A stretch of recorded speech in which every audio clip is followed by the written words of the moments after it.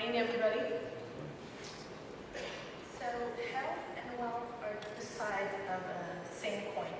And I think this is why we're here. Because we all know that a healthy landscape can only happen when we have wealthy local communities. And Madagascar is no different. With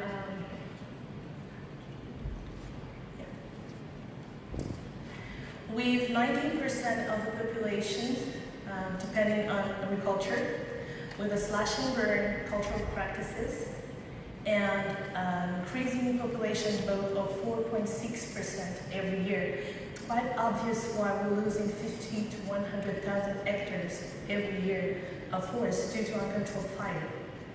Fanambi is the Malagasy word for challenge.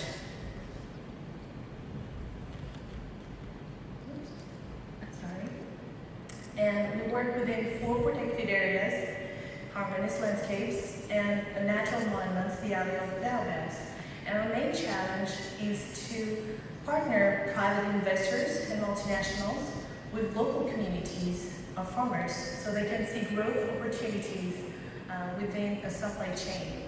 So the private investors can see their benefit by investing on higher quality products, on regenerative agriculture, so they can improve soil productivity, increasing their yields without expanding to other forests.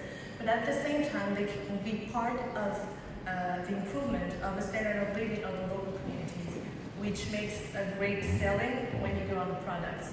At the same time, the local communities can benefit because they will be able to have access on reliable, rewarding, and sustainable markets so that they can focus on their future instead of thinking about their day-to-day needs. So based on this kind of partnership, Fanambi was able not only to decrease the slash and burns down to 30% in one of the 7 regions where we're working, to decrease the vanilla theft within the sector from 80% down to 5%, and to increase the turnover of social enterprises that we partner with, that is owned by 7,000 farmers, from $200,000 to $20 million. So overall, business successes do not only depend on their financial performance, it is more and more relying on social and environmental impacts at the local level. And let's face it, local communities are the key actor of change, whether it's a good one or a bad one.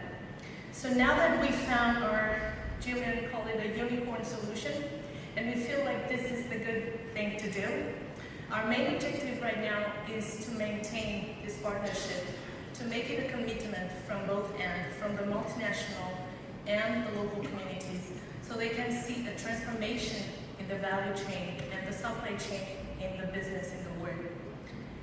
So I will end my talk today with a quote from Dr. Guy McPherson. For those of you who are wondering, how do we convince the investors? I think this is the best quote I've seen, is that if you think economy is more important than the environment, then try holding your breath while counting your money. Thank you.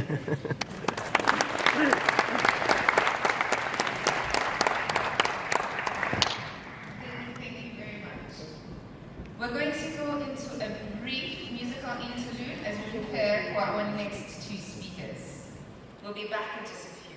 Thank you.